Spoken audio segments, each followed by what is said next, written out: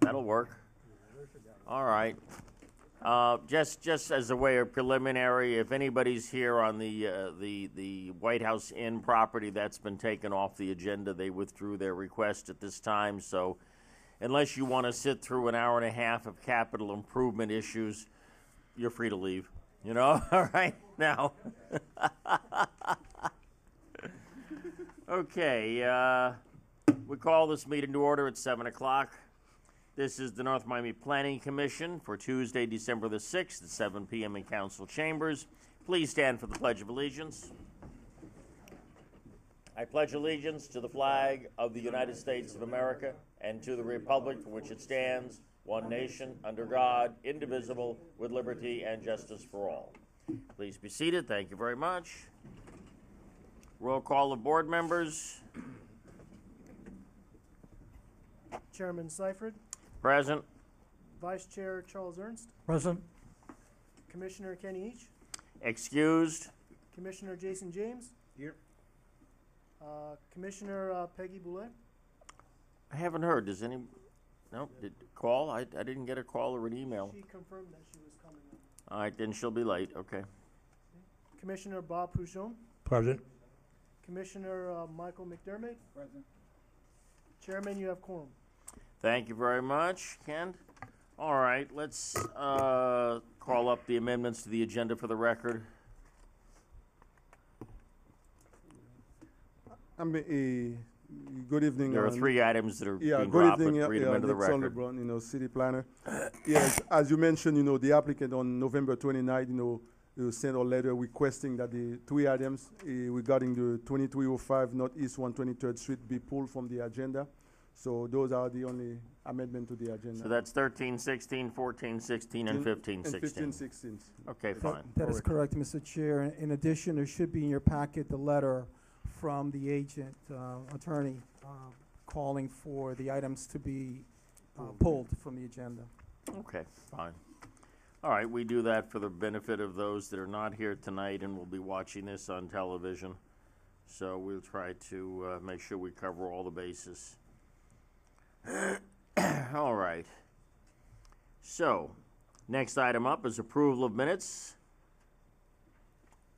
Have we all read the minutes of the last meeting for November 1st? I hope we have. Yes, and I move to approve. Very good. Bob Pashon moves to approve. Do we have a second?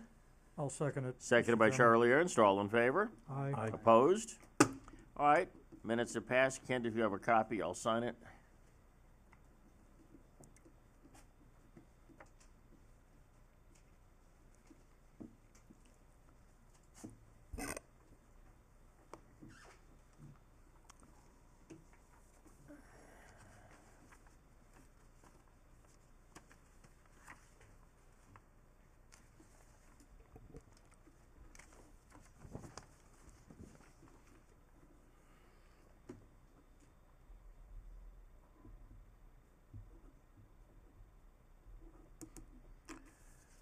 All right, thank you. Very good. All right, we have no continued public hearings, so we go to the current public hearing, which is PC 12-16, a resolution of the mayor and city council of the city of North Miami, Florida, adopting the 5-year capital improvement plan for fiscal year 2015-2016 through 2017-2020, based upon the recommendations of the Planning Commission, providing for an effective date and for all other purposes. Staff report, please. As a point of order, Mr. Chair, I would like to ask the board if there were any communications. That was the next item on the agenda. Any communications between any board member and a third party? Well, you've received my report on that. Yes, sir. Any other board member? No. You may continue. Thank you, sir. Thank you very much. So now back to the CIP. For this item, we have the budget director, Mr. Terry Henley. He will be providing, the backgrounds for this item, and also here to answer any of your questions, from the Planning Commission. All right, thank you. All right, Mr. Henley, because of the fact that this is televised and many of the citizens do not actually come to these CIP meetings, we'd like to take this item by item and explain to the people what this is and where their money is going. And so if you would go ahead and start us off. Certainly. Terry Henley, Budget Office, City of North Miami. I'll start with a brief presentation on the Okay. CIP. It will include the purpose, why do we do this, why are we here, when. Also a summary of the capital improvement program, a financial summary, an overview of the projects by category, and then we'll have some questions and answers. Right, so the capital improvement program, it's an official statement of public policy regarding the long-range capital development in the city. It's defined as a capital expenditure resulting from the acquisition, improvement, or addition of fixed assets to the form of land, buildings, improvements, more or less permanent in character, and durable equipment with a life expectancy of more than 5 years. We develop this annually on a 5-year basis. Why we do this? We do this because it places our city in a prime position to apply for state and federal grant opportunities that align with projects that are in our plan. And we do this by demonstrating project benefits and financial feasibility that will give the city a competitive advantage over other applicants. So the FY 16-17 CIP is comprised of about 45 projects, 26 of which were funded this year, organized into 6 categories: building or facilities, parks, technology, transportation, vehicle replacement, and water and sewer projects. The total funded amount for FY 16-17 is a little more than $17.5 million. The $17.5 million is comprised mostly of water and sewer projects at 79%, vehicle replacement at 4%, transportation at 13%, technology at 2%, parks and buildings or facilities at 1%, both. The building projects for FY 16-17 include the library AC replacement at $50,000 and a Mocha air conditioner replacement as well at $88,000, totaling $138,000 for the year. Now keep in mind we also include projects in the CIP that were not funded in anticipation that grant opportunities become available, and we can quickly apply for those when we have our plans already set. So you'll see projects that aren't funded in here. Can you give a brief narrative at this point on what those are, just so we get them right into the record? Sure. Sort of our wish list. Right. There's on page 6, that's in your agenda package, there's an executive summary, and I can go through each project. After this presentation, I can go through each project, All right. and I'll say funded or not funded.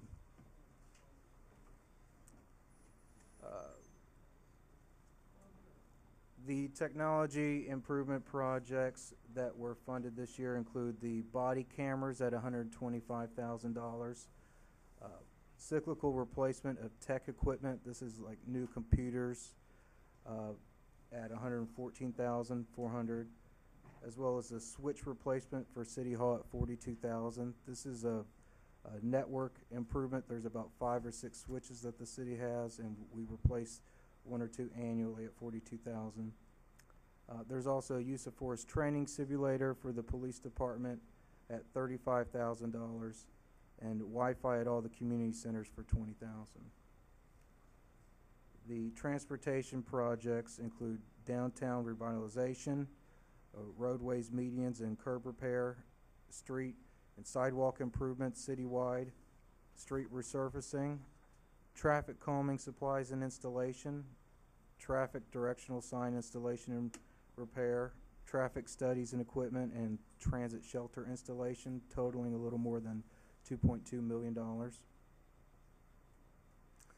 There's also vehicle replacement this year at $669,000, separated between the general fund vehicles for some fully marked police vehicles at $90,000 and citywide vehicle replacement for transportation funded vehicles and water and sewer vehicles at $579,000. Also, the water and sewer projects totaled a little more than $14 million this year, and that included computer software, lift station rehabs, an LMS surge project, sanitary sewer rehabilitation, stormwater basin improvements, an upgrade to the existing line softening water plant, water line and water main improvements. And with that, I can go over page 6 of the executive summary. We can go into a little more detail, and if you have some specific questions about a project, we have department heads and project managers to answer any questions. There are individual questions. I, for one, am really curious why we're spending $45,000 apiece to build only 2 bus shelters. These are just little posts and some glass wall and a little curved roof, and it costs $45,000 apiece to put those in.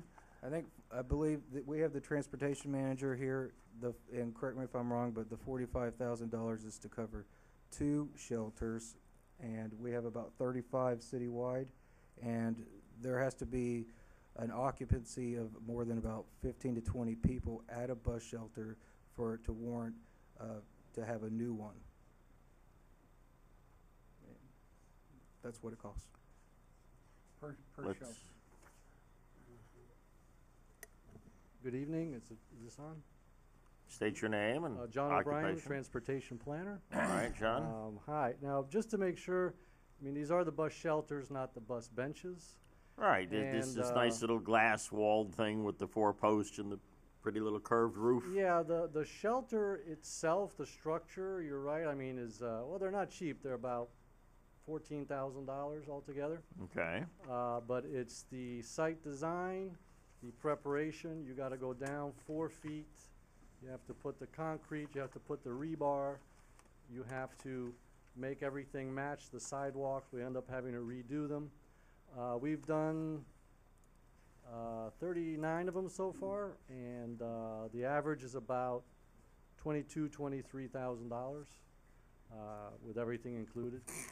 So I mean, that's just the real cost, and it's competitive, it's all bid out, and that's just what they cost. And he was saying about the numbers, just to, because we get a lot of requests, people want them everywhere, you know, but they cost a lot of money, and it's a much higher number. We're going for the busiest stops, we'll get about 250 riders a day boarding, and we just kind of go down the list. With the numbers, we're down to probably about 100 boardings a day is the limit right now. We still have a couple we need to put up. And some of them we also, like Nixon knows, if a new development comes in, we're able to ask for a little easement. Because we've pretty much put shelters everywhere where we have the ability to put it in. So when we get a new development, we go, hey, we need a few feet. And if you give that to us, then and we need to have the money ready to go to put in a shelter when they do that. So If I may add, Mr. Chair, there are costs associated with the easements. Oftentimes, the property is not public property, so we would have to convey or seek the conveyance of a private property owner to the city so that we can build the shelter accordingly. Thank you. I have a question, sir. Yes, Mr. Ernst. What is the, are you factoring in maintenance costs? no, maintenance is a lot of money. They get hit all the time. Right. We have to have the garbage picked up every day. The glass is very nice, but it requires cleaning every week. So we spend about $40,000 a year in maintenance for all the shelters. And whose budget does that come out of? That's surtax as well. A surtax? Yeah, all this funding is from the half-penny surtax. Oh, the gasoline? Yeah, so, well, no, surtax. Surtax Oh, is the sales tax half-cent. It piggybacks the sales tax rate. Right, okay. But it doesn't come out of the. So it's a county, whenever you buy something, thank you very much, a half a penny goes towards the Right. transportation fund for the county. And the municipalities get 20% of that pot. So All we're- the municipalities combined. So we are able to cover some of that cost through that Yeah, all of surtax it and is not- covered by surtax. Not having to go dip into the general fund. No general fund on this. Interesting. All right, thank you very much for that. All right, Mr. Henley, go ahead. I had one Yep, you question, got a question? if I can. Sorry, Bob, go Yeah, ahead. I don't know that I'm in a position to figure out what anything costs, so, but my question is, are we planning on phasing in the body cameras for the police over 5 years? Well, we do have Assistant Police Chief Page. The first year cost for the body cameras is $125,000, and that will be annually $125,000. And that will suit the police officers in the field. So I believe the launch date, is it in March? Correct. Robert Bage, City of North Miami Police Department. And no, they would not be phased in. They're looking to do the whole department at once. So the whole department, when you see the cost of $120,000, that would be to outfit approximately, I believe, Terry, like 100 or 110 officers with cameras. And the time schedule would be, the RFP is wrapping up as we speak. In the next 2 weeks, there'll be a selection committee. They'll make the selection, refer the vendor of the committee to the city manager, who will recommend it to the council on probably the January 10th council meeting.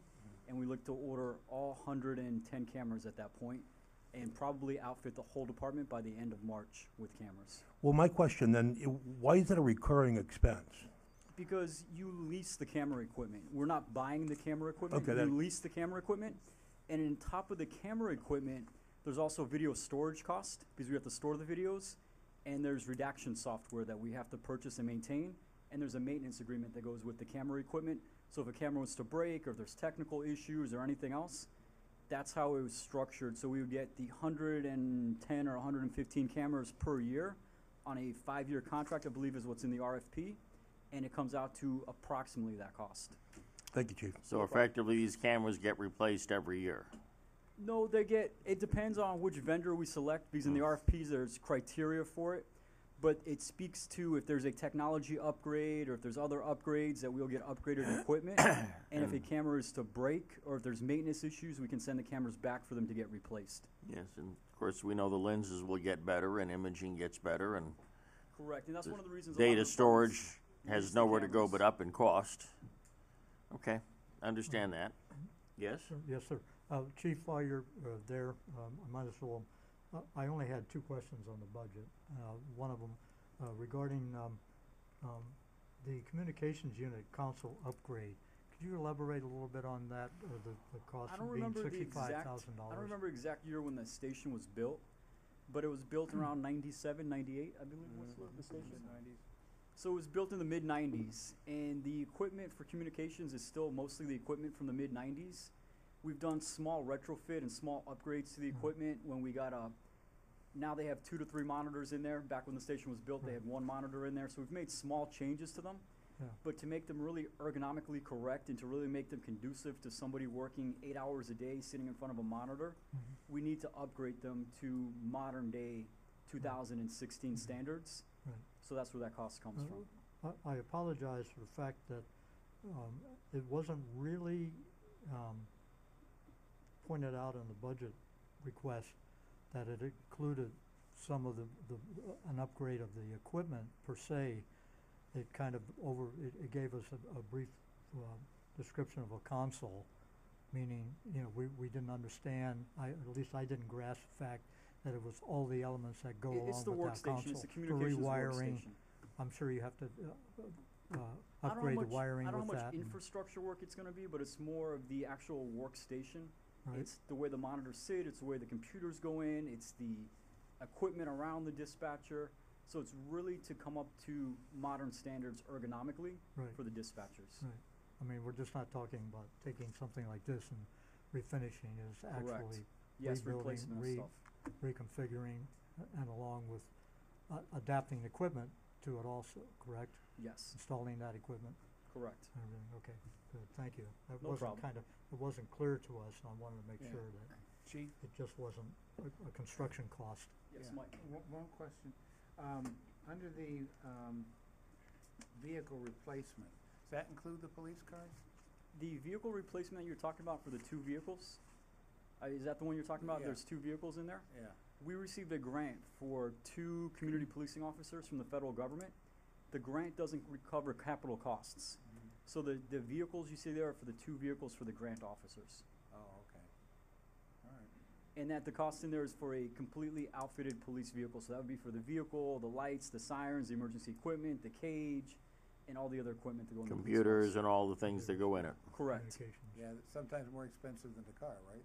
No, it's the car's still a little bit more expensive, but yes, the equipment cost does add up. Yeah, yeah. All right, thank you. What's the delivery time on those vehicles? It depends when we place our order, and it's just with timing with Ford. So when we place our order, if we place our order at the right time, we can probably get them within a few months. If we place our order at a time, because we don't go from the dealership, we order off the state bid, and the state bid comes directly from the factory. So it's just kind of how the factory's pushing out the cars. Okay. All right, but sometime in the next 12 months anyway. Oh, easily within the next 12 months. I mean, when we talk, we'd probably look between, on the short end, 60 days, on the long end, probably 120, maybe 180 days at the long end at the most. But we'd probably go for 3 months. Okay. All right, thank you. Do we have any other questions for the police department at this point? None? Okay, that's good. All right, thank you. All right. I'm assuming all of you have read this over. Can we move on to some other items? Yeah, Okay, go I ahead. didn't know how you wanted to. No, let's take your next item in line, Mr. Henley. Okay, well, I went through all the items in the presentation as a summary, and then we started cherry picking a few. How about I start at the beginning? That would be a very good place to do that. All right. Okay? Let's start at the beginning. All right, so IT, and let's go by page 6. Yes. And I'll even do the unfunded one. So fiber optics at City Hall, this is for underground infrastructure that will improve communication between the City Hall complex. It's $20,000. It's budgeted for next year, not this year.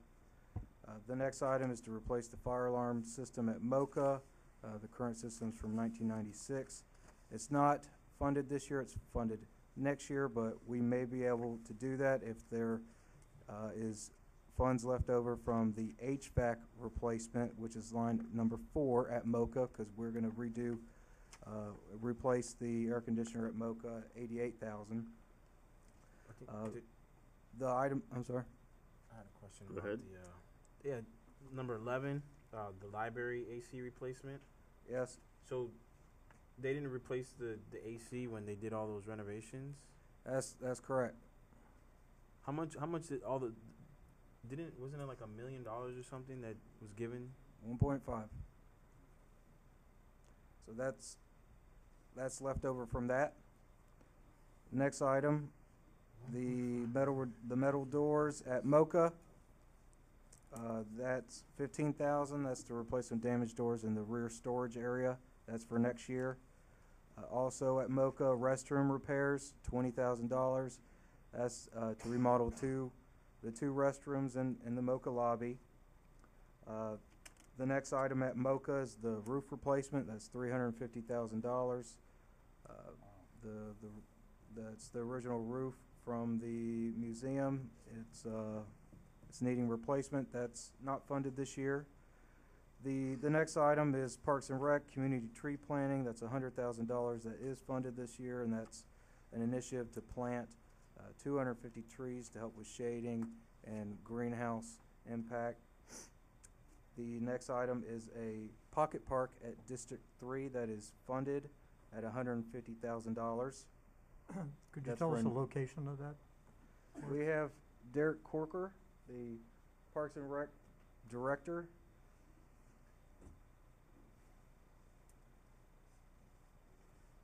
Good evening, Derek Corker, Parks and Recreation. The locations are to be determined still. We are to meet with the council member of District 3 to identify a few of the locations for the pocket parks. And the There- pocket park is how big? They vary in size, but typically they can be anywhere, they're less than an acre. So you can have a quarter acre, half acre.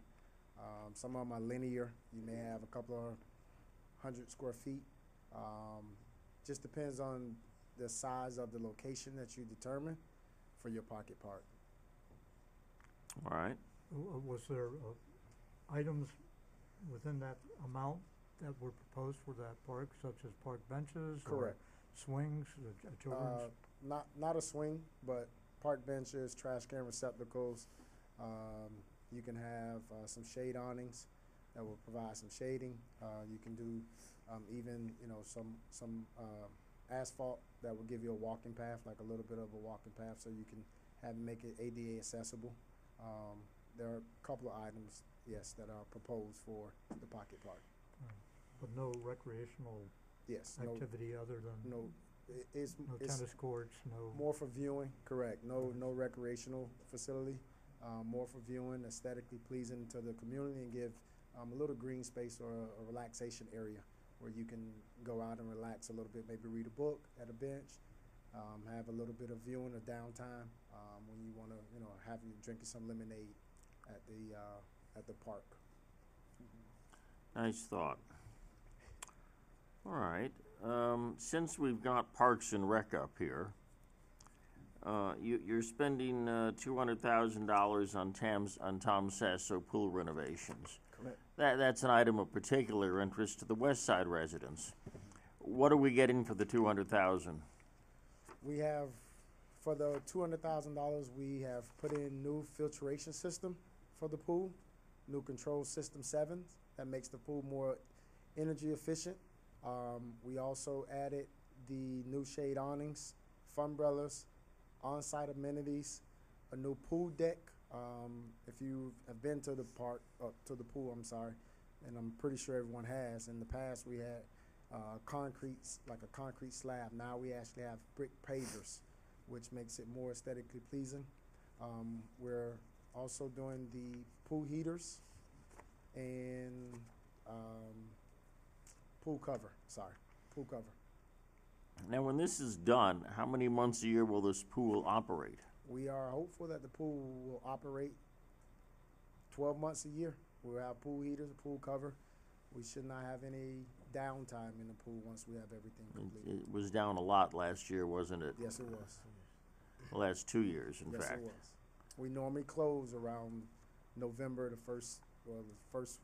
last week of November for the winter, because we haven't had the pool heaters that were working properly. So the pool drops below about 80, 82, 81. It's pretty cold in the pool. Some people like it, but I don't think everybody. So you're forecasting that when these repairs are done, this pool can operate on a year-round basis? Absolutely. And what's your length of time to get this work done? And let's be pragmatic about that. For everything, Yes, you're getting 200,000 proposed, so we have already started on a few of the items, and we have completed most of the items. We do have a few items remaining. I will give us, on the safe side, March 1st. so the winter will largely be over before the pool heaters are up and running. I wouldn't say that, but I would just be on the safe side. Yeah. Yes, on the safe side. All right, Mr. The- James? The pool is Oh. operating currently, correct? Correct. The pool is operating. We have closed for the winter right now, but the pool does operate. Yes, you can still go to the pool. If we were to open up, you can go to the pool and take a you dive clo- in the pool. But in Does the fact, pool it's close not right open now? right now, is what you're saying. But you're Correct. closed, We right? closed on November 28th. And just re- closed on November and 28th. Scheduled to open when? We'll be scheduled to reopen for the spring break. We normally open back up during spring break, and we're open for the rest of the year until again. But at that time, we propose that the pool will have everything we need. We'll be able to open up, and we won't close again in the fall. So for the following fall of 2017, we propose we won't be closing. We'll have our pool heaters, our pool cover, and we'll be able to operate throughout the winter month. And we have money to fund staffing for this. Yes, that is budgeted. Mr. James? Yeah, I had a question about the facade improvements. Mhm. How is that? That's being funded through another funding Correct. source? The facade has been funded by the CRA. Oh, okay. So that project is also moving along. We spoke with the architect just the other day, so things are starting to come together. And nothing that you have that you have in mind for this future stuff doesn't conflict with anything that's going on with the facade, right? The facade won't affect the pool operation. Okay. We'll still be able to utilize the pool. Again, it is the facade, so it's the It's the front outside. outlook of the pool, not necessarily the infrastructure of the pool. And those are the things that we did address this year, the infrastructure. Cool. All right, thank you very much, Mr. Corker. Do we have any other questions? Yes, sir. If I may, You may. while we're doing Parks and Recreation, if I could skip to page 21. For your bleacher repairs at the North Miami Stadium, the cost of $450,000. The county, does the county lease the stadium from you for their games, for the school games or various private schools? And if so, have we looked at trying to get some remediation from some additional funding from them? Great Since they question. use that stadium a lot and us not having to carry the burden Absolutely. of meeting that To answer $450,000. the first question, yes, they do lease the stadium from us when they have their home games or they are scheduled to play any soccer games or football games through the high school. So that's the yes that they do. The second question regarding having them take additional burden for the renovations, we have not attempted to, but in the past, they've been very reluctant to help us out.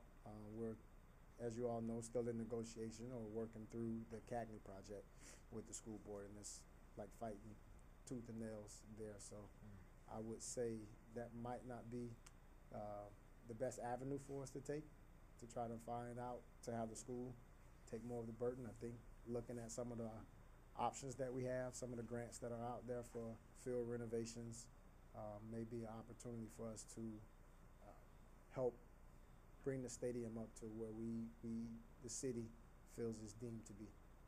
Can any of that cost be recovered in a lease agreement? We do have a interlocal agreement with the school board, and it is not included for the cost recovery. So I'm not sure how we would go about circumventing the interlocal agreement that we currently have with Miami-Dade Schools. It's not an ongoing, that agreement's in stone, it's not a ongoing I would have lease to that can ask be, Roland for how many years it is. I'm not sure. I think it was 30, 45 maybe. I mean, Normally, these types of interlocal agreements would include, in the lease charge, it would include costs for maintenance as a reasonable cost to be incurred by the city. So we would actually build into the price any such maintenance. is it built for inflation or cost of, cost of Miami-Dade doing- County. doing it, you know? Well, it's a fair question, one wonders. It just seems Yeah, like, it's used a lot, Mm-hmm. and our burden doesn't seem like it may not be enough, in fact, to help us maintain that stadium for the amount of use that the county or some of the private schools may use it for. Understood. So, I mean, if there's some way, I don't know if I don't want to put it in the form of suggestion, but some way that could be looked into with regards to recovering some of the costs of what, the wear and tear on that stadium. I would definitely take a look into it. And when you look at this, you're gonna spend $450,000, and all you're getting is somewhere in the range of 7 to 10 years life expectancy. For $450,000, one would expect maybe 20 years of life expectancy. The stadium is a 5,000 capacity spectator Right. facility, so you have about 2,500 on each side of bleachers. There's a lot of metal, a lot of aluminum that's there, and iron that needs to have some rusting, and we do need to address the issue. So liability-wise, that the city would be covered. We don't want anyone to go out there and happen to fall or it collapse for any means that anyone is out there, bands, spectators, fans, or teams themselves. Well, Yes, I- that's I not hope we the have YouTube shared video we'd liability wanna on that see. with the county or Yeah. anybody else on the lease agreement, But that they show their These certificate of maintenance, insurance it's or not something. only to extend the life of the tangible item, but also to prevent or lower the risk of harm or injury to invitees. Because one lawsuit would take all this. In Right. yes, in the first week. Mr. James, you had a question? Is I guess are we replacing with the same thing that's out there now? Yes, we would be up, if you're asking for upgrade far as the Well, material. I'm thinking of maybe we need to look at an alternative product because I don't know. It just doesn't seem like 7 to 10 years doesn't seem very long to me for that much money. If we know how long it lasts based on how long it lasted now, and we're gonna come back here again, spend all this money again, I haven't looked into alternative like material. materials, yeah. But for the material that we currently have to retrofit, what we Mhm. currently have that was the pricing that we received from the vendor that we had come out and do an assessment. Would some sort of a plastic or fiber type of product I'm be pretty sure less there are- expensive or? I'm not sure about the cost, but I'm pretty sure there are additional materials that are being used or proposed. We could definitely look into, Yeah. some alternative material. I think you understand, we don't have the problem with the cost, it's the fact that are we getting the bang for our buck? And if the product is gonna wear out in time, it's, I would suggest yes, you are. It is a huge stadium. There's a lot of material, and even going to a new alternative material, you're gonna spend well over the $450,000. You're talking Well, about close to $1 million. But if you $1 could double the million life dollars. expectancy and increase it by a certain percentage, maybe that might make sense. But I mean, I think we're all in agreement. It's not that the cost overall. I mean, it's just 7 to 10 years seems like a very short Yeah. period of time to do this. I feel like the place is still new. Yes, I may not yet be retired. We may be doing this again. Yes, Commissioner McDermott. Yes, sir. Do you remember what the parameters were for the RFP for this? No, we haven't went out for RFP. It hasn't gone out yet? And it will not because it's not funded. Yeah, and that's part of all these questions are going to be part of the procurement process. We haven't found a bidder yet, so we search for the lowest bidder. We search for the best material.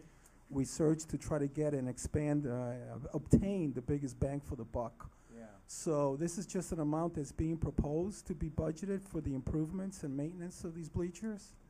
Well, what I'm But there's thinking still, is- all these considerations will come along in the procurement stage. Well, what I'm thinking is that if we're in the midst of therefore drawing the RFP up, maybe we can address some of Commissioner James's ideas of looking for something in the way of, in part of the bid, some sort of innovative new product or new design that might upgrade the stadium.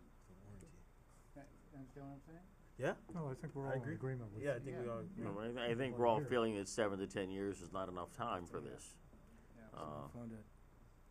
And so we don't want to beat a dead horse, but clearly we're thinking it's a really short life expectancy for that product.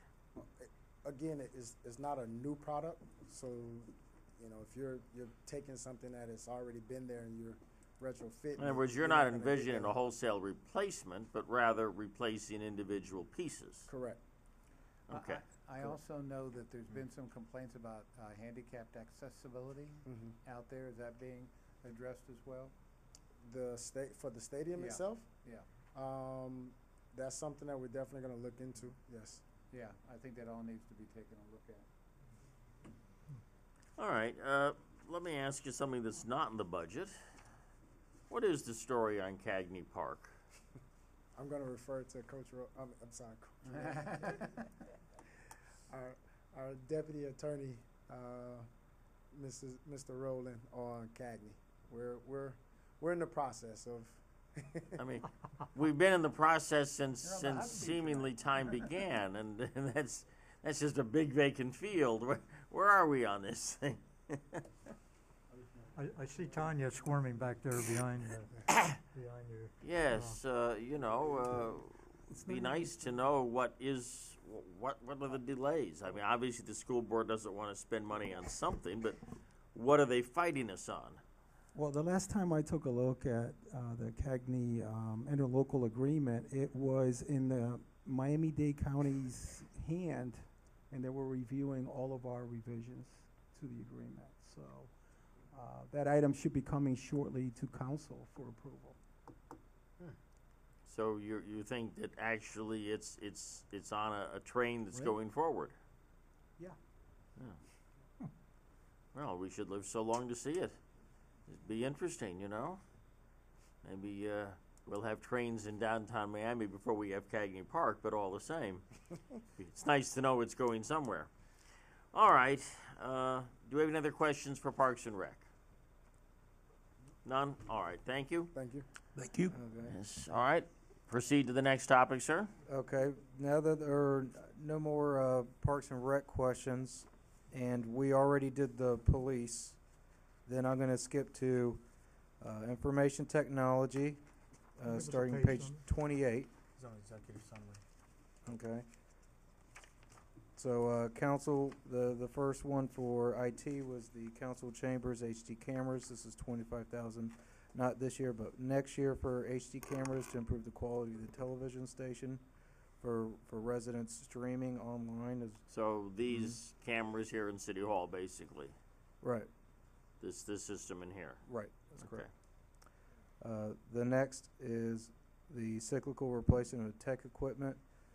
This is for routine replacement of computers, printers, servers, and laptops.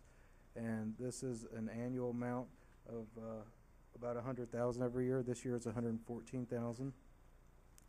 The next item, and that is funded for this year. The next item's document scanners, and that's for next year. That would, it's for large scanners, so the city could become more digital age instead of having hard copy paper and stuff. And there's a slight return on investment in that when everyone's printing less and mailing less and using the digital equipment like it's capable.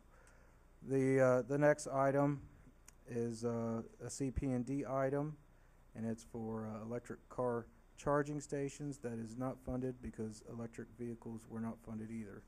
And electric car charging stations we learned were roughly about $15,000 and that's for 2 different stations to charge 4 electric vehicles at one time that was capable of doing that. So We're not doing that. we simply haven't bought any electric vehicles. We haven't as bought any yet, electric vehicles. But that's it's, out there. It's floating. An idea to have electric vehicles for a department and to have electric car charging stations if we were to get electric vehicles. The return on investment wasn't really there when you saw the price of gas being so low, but it is an environmental. It does push the environmental agenda, but like I said, it's not funded for this year. The next couple items are in technology, but they involve the police department and parks. The first one is license plate readers at $46,000. That will scan license plates while officers patrol through North Miami. Readers will identify stolen vehicles and missing vehicles. Explain why there's That's- two. yeah, only two. I don't understand. We have some 60-odd police cars. We're only buying 2 tag readers?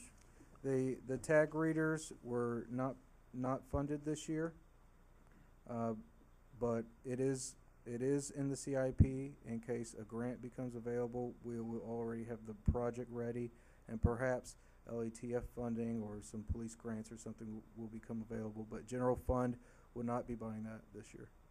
Hmm. Next, the Parks Technology Infrastructure. This is security cameras throughout all our park facilities at $150,000. That was not funded this year. And then the big item you see under that is solar panels. A question on the Sure. on the cameras. Will that be maintained by the police department, or is that going to be a private contractor who would monitor? The project that was proposed, it was not funded, so we didn't get into the actual operation and maintenance of the project because it didn't fall within the prioritization. If it was heavily considered, then we would have moved on to the next steps where we plan the actual maintenance of the fixed asset or a FARB, a fixed asset replacement budget for the assets. It didn't get that far along in the process, so that part of your question wasn't considered. Well, in other words, was private versus public maintenance of the system looked at? Oh, in that quote of $150,000, is Derek? No,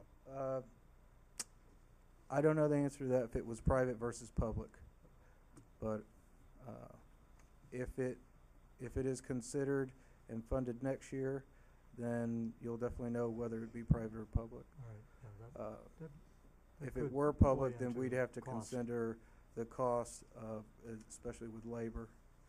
Okay. All right, thank you. The solar panel installation, the city was interested in getting information on what it would cost to put solar panels on all our facilities. It came out to about $1.5 million. We looked at the return on investment, and it came out to 7 to 10 years that we would start getting our money back. The facility, at $1.5 million, we did not fund that this year. Next, and the following projects are funded, and that includes the switch replacement at City Hall. The city has 5 to 6 switches and at $42,000, and the switches are network equipment that run the information technology, the internet and everything, and we replace those annually at $42,000. The other was a use of force training simulator, which it's like scenario-based training. It's like a software scenario-based training to train officers on how to react in different policing scenarios. That is funded.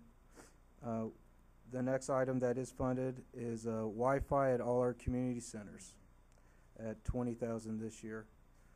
Also, downtown, the next 1, 2, 3, 4, 5, the next about 7 to 8 projects are transportation related projects, and this was a transportation heavy year. You'll see downtown revitalization. This is a upgrade to the commercial corridor in downtown North Miami at $232,000 this year.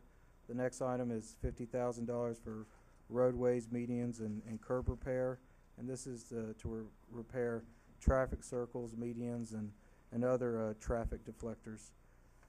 The next item funded and was $1,350,000 for improvement to existing sidewalks and street repairs citywide. This was a priority for the council this year. The next item. Mr. Chairman, I'm sorry, sir. Yeah, go ahead.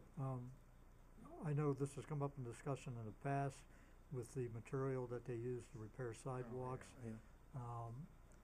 In the past, they've been using asphalt on concrete, and it really looks ugly, and we bring this up every year. Is there a better way to do this, that we don't have a white sidewalk and all of a sudden you have a black strip of asphalt covering up an uneven portion of the sidewalk or a crack or something like that?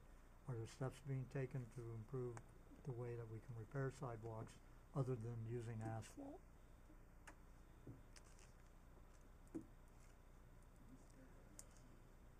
We have the Public Works Director, Whistler Pierre, here. Good evening, Whistler Pierre Lewis, Public Works Director. And yes, to answer your question, the last fiscal year, we actually used a company that would actually shave any trip hazards. Instead of covering it with asphalt, we are trying to move away from that, and we are trying different approaches. Now, The asphalt is used as a temporary measure to eliminate a trip hazard for the time being until we can return and make a permanent repair with concrete. So we have tried a different method where we would shave down the edge if it's feasible, and we'll continue to explore different methods to avoid using asphalt in the future. I can say for one, as a resident, I had it done in my front yard, and the shaving evened it out. But the problem is, they leave big gouges in the sidewalk, and it's pretty ugly. There's gotta be a better way, I think, that Public Works or the company can do this, so that you're not left with a big hunk of scarred sidewalk in the front portion of your yard, because you've eliminated the tripping factor. That's greatly appreciated, but what you've done is now created a very ugly. The color is altered, We- is what you're saying. Yeah, it's and I mean, you actually see the scratch marks from where they sheared down to make it even, and I thought maybe I could pressure clean it. It doesn't work. They're deep gouges in the sidewalk, so you have this. It's almost like a unintentional graffiti, if you will. That's been created by this Okay. system. Interesting approach. So, I think you need to look at this, because aesthetically, it looks pretty bad throughout the city. And they did it in several homes, or in front of several residents, I know, through Breeze Swept. Again, we greatly appreciate the fact that you've tried to remediate the problem of tripping, but again, you've created an eyesore at the same time. And so, I would hope that you would discuss this with the contractor you have that's doing this, that there's gotta be a better way to clean that up a What little bit. What does the next Sure. best option cost? Besides the If you were gonna use shaving, asphalt and you were gonna do something a little more aesthetically pleasing, what's the upcharge? we don't have, so far we haven't come across any other alternatives. It's been asphalt, and we tried the shaving approach. We tried that last fiscal year, and we will continue to explore other options. But again, these are two temporary procedures or methods we've used to eliminate any liability that we have. We look at safety and maintaining a safe path for pedestrians first, and we do our best to return as soon as possible to make a permanent repair with concrete. Or even if you can make a permanent repair, surely there's gotta be a way that you can, fix up the appearance after they've done the scratching method of evening out the sidewalk, rather than leaving just walking away and leaving the gouges there. I Yep. find that, there's gotta be some sort of a. Sure, sure. Thank you for bringing it to my attention. It hasn't been, I wasn't aware of that concern before, but we'll look into maybe pressure washing it afterwards, or trying to do something to change the actual appearance of it. But Sure. it is due to the age of the concrete. When you have something fresh next to something that's been there 20 years, you will see the difference. But we'll do our best to make it more aesthetically pleasing. Sure, that would be nice. Thank you so much. Thank you. All right, go ahead, sir. Street resurfacing, $260,000. This is to repair potholes and eroded streets. The next item is traffic calming supplies, $300,000, and this is for traffic circles, speed bumps, and signage improvements. I thought we weren't doing speed bumps in the city. I thought that was strongly discouraged for liability reasons. That's what it's available for. Well, The city has chosen traffic circles the last several years. Traffic circles are roughly about $100,000 each. We have $300,000. 3 traffic circles are planned for this set. okay, I see.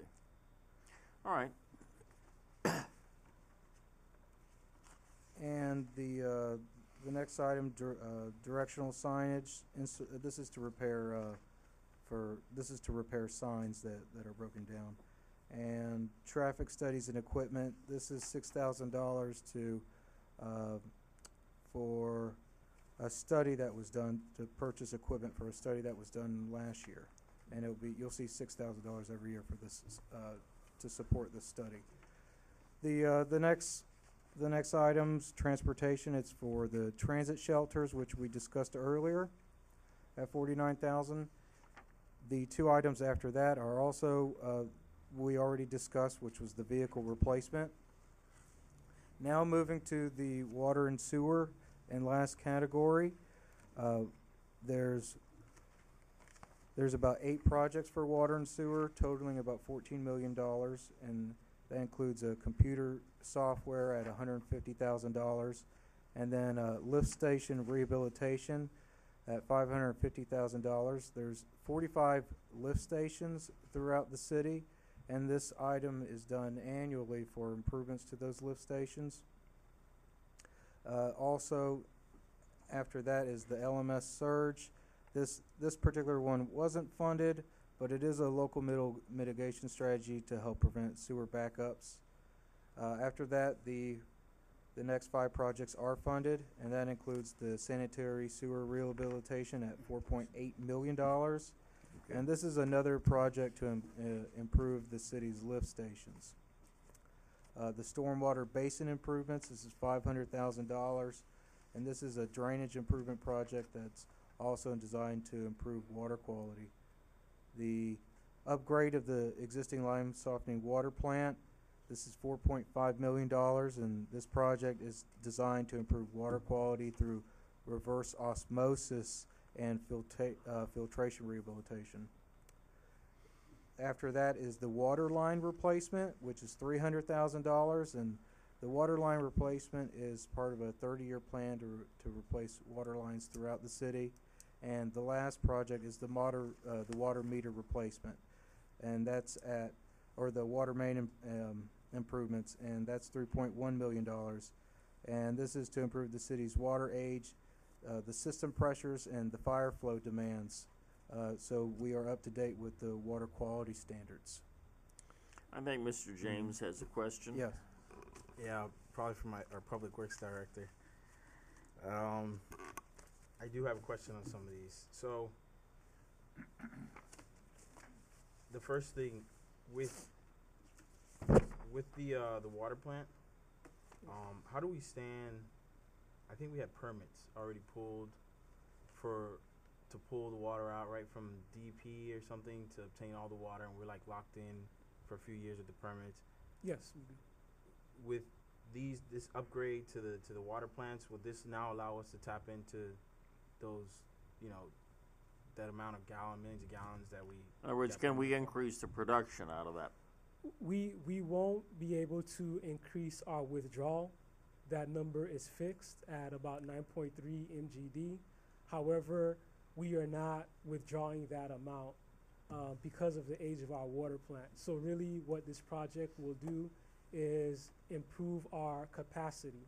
Right now we are withdrawing between 7 and 8 million gallons per day, and we think with these improvements we'll get closer to the 9 or 9.3 that will allow to withdraw based on our permit.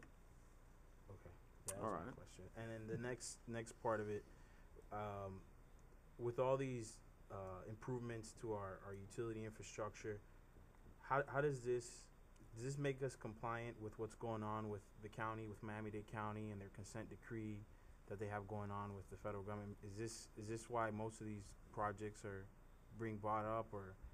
Yes, exactly. The first one which was mentioned was the computer software. Mhm. It's an information management system, which is one of the components for the consent decree that Miami-Dade just signed. That has to be in place within 18 months of the approval of the plan of compliance. The other projects listed, whether it's a force main, there's one for Northwest 12th Avenue. That is a critical force main that comes from, we actually service down to North Shore, and part of that consent decree is you look at the different areas and they're called critical facilities. So you want to be ahead of the game and ensure that you can provide service to those areas. So that's a project that's listed there.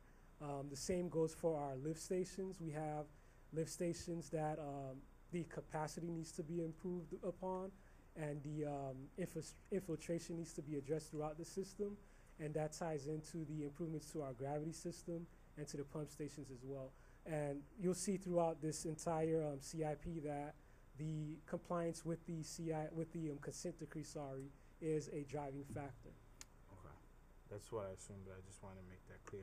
And then the priorities, I guess, because I know there's a lot of dates that are stipulated in the consent decree. These, I'm sure, are arranged based on those different critical dates that we have to have certain things in place, right? Yes, they are. For example, the information management system, we have 18 months from the approval of the plan of compliance. It has not been approved yet, so we are actually ahead of the game. On some of these items, we are ahead of the game or in line with the deadlines associated with the consent decree. Excellent. Those are my questions. Well, as long as we're not behind. All right. All right, thank you. Thank you very much. Members of the commission, do we have any further questions for staff on the capital improvement plan? Hearing no questions, the chair will call for a motion. Mr. Chairman, I'd like to move that we approve the resolution. All right, Mike McDermott moves for approval. Do we have a second? Is there a public hearing for this? That's a question, yes. Did we have a public hearing on this? Yeah, all right, then we'll hold on the motion. We'll open a public hearing. Anyone wishing to comment is welcome to come forward. Good evening, everyone. Happy holidays. William Prevotel, 11950 North Bay Shore Drive. Wanted to commend Commissioner Jason James for bringing up the insight on the planking. I saw that everybody sort of died down a little bit when it sounded like it was random, and everybody sort of gave up and said, oh, we can't do it, we'll keep on with the wood planks. But just one way of handling that might be to divide your project to half or quarters. You do that with the synthetic planking. You take the ones that you've removed, the bad ones get discarded, the good ones get reapplied elsewhere through the project, and then the next year or so on, you go on to the next quarter or the next half, and therefore you could succeed in doing what you were trying to do, just in terms of methodology. On a different matter, if I were to come up here and be a city member and presenting tonight, they were all very good presentations, and if I were to say that on one of these line items is a gallon of milk and a 1 foot section of 2x4, and I said it's $20, and then went on, pretty much everybody would say, hey, a gallon of milk or 1 foot section of 2x4 is not $20. I know better. It's tangible. And we have a tendency, including myself, to look at whether it's bus stations or police recordings and stuff, things that we can pretty much get a good grasp on, and the planking and so on. And we have a good feel for that and what it might cost, and therefore we get comforted and saying, okay, let's move on to the next item. But as has happened in the past, the biggest item of our budget, I believe, is the water and sewer program. And I am certainly not a water and sewer aficionado, but I'm one who can recognize that this is probably such a big scale, tens of millions of dollars, yet we sort of let it glaze over. And I know we have a very capable public works department, and I believe they even have somebody that's overseeing that, the engineers and overseeing the engineers. But boy, I certainly wish we had some better way of examining this to make sure it's optimized. Sort of like an owner's representative or whatever, that gets maybe rewarded for the savings. You know, we have this amount budgeted, and they get rewarded for finding additional savings, having more competitive bids, not diminishing the project, but optimizing the project. In my own case, I have some concrete work going on at our location. We have a lot of bids in the $200,000 range. We had one bid that was over $500,000. But you look at it long enough and you get a couple bids under $100,000, and it turns out they can do the same work. I have a feeling that we settle on, we don't question it, and it's sort of in the norm, and these are reputable firms, and they want to cover their tails though. But in something that costs 10, 20, $30 million, a 10% savings, which is not so difficult, adds up to a lot. Talking about millions of dollars in potential savings if we just had a mechanism in place to check that and to be mutually rewarding. To that end, what would you do with this potential savings? Well, if I saw the diagram properly, one of the charts, and the breakdown, and correct me if I'm wrong, it seemed like 1% went to physical sort of infrastructure, 1% to parks and 1% to other facilities repair. And if you think about it, when you say drive through the city and you have people living there, what they can feel and tell about the city, you want to have good water, you want to have good electronics and things like that, but the things they can actually see, we're talking about and they can actually appreciate, is only 2% of this budget. That seems to be a very low number for the things that you want to be able to show as a city, to say, look, we have great facilities and we'd like to share and we'd like to bring people in, and yet our investment is only 2% of this entire, and that includes parks and facilities, I believe, of that entire budget. So that seems very odd. Taking that a step further, why, how does that tie in? Well, if anybody's been going to the recent meetings, we've had some presentations from the city staff, upper city staff members, that they're looking to float a $100 million municipal bond to basically cover those things, to cover the facilities and repairs and such that are needed. I don't know if it'll go through. It's of a magnitude for every $100,000 of value, you pay a $300 premium per year for the next 40 years. Some people can afford it, some people can't. It seems like either way it's a little bit of an uphill battle, and it seems like we need to incorporate some of these items into a budget like this to be able to take it on directly rather than leaving it to last minute. We've really let a lot of things, we have a lot of deferred maintenance. It's going to come back and haunt us. We're not making it up with new development. We have the same people, the same tax base, and we're going toward a bit of a downhill situation. And I don't know, it's not where this is going to be rectified on this budget, but I think we should have a heads up to say, where are we going to get the money to make the repairs if we can't all of a sudden do a massive bond? I think a lot of people thought it was going to come from, the Solomia project, and evidently that's not going to cover it. So now, which was sort of predicted, we're going to go to the public for $100 million to buy us some time. That doesn't buy us 40 years of repairs. That buys us a few years of repairs for things now we just pay for 40 years. And so that's sort of a question, something to think of, that I'm just not too sure why the capital improvement budget would have so little on things that I feel are really so important and represent so much of our interface with the city, that we really want to have the best of our city, put our best foot forward, and I think we really need to have the funds to do that. Just a thought. Thank you very much, Mr. Prevotel. Does anyone else have any comments they wish to make? Second call, anyone wishing to address the issue? Third and final call. I see no rising cloud of dust. I hear no thundering herd in the distance, and therefore this public hearing is closed. Thank you. The chair will call for a motion. I think there's one on the floor. All right, Mike, you make a motion to approve. Do we have a second? I'll second. Seconded by Mr. James. All in favor? Aye. All opposed? Hearing none. You've got your unanimous approval on the capital budget. And the point of Mr. Prevotel is well taken over the long term. People need to see something for their money, and a lot of this is going to be invisible to most of them. All right. But on the other hand, Yes. on the other hand, we have a very, very old, aging infrastructure. Yes, which people don't fully appreciate. And one of the things many years ago when we were designing our CRA and talking about slum and blight, the subsequent director, Tony Krapp, who was assistant city manager then, assistant county manager then, made the comment that the slum and blight is under our feet, that our infrastructure, our sewer systems was so old, and that we need to make a major investment in that, and we haven't. So this is part of getting, so I think, Bill, your points are well taken, but we're sort of playing catch-up in some degree, if I'm not mistaken, in looking out here at the crowd. So I think that we need to catch up, particularly with new development. We've got to create the infrastructure that's going to support it.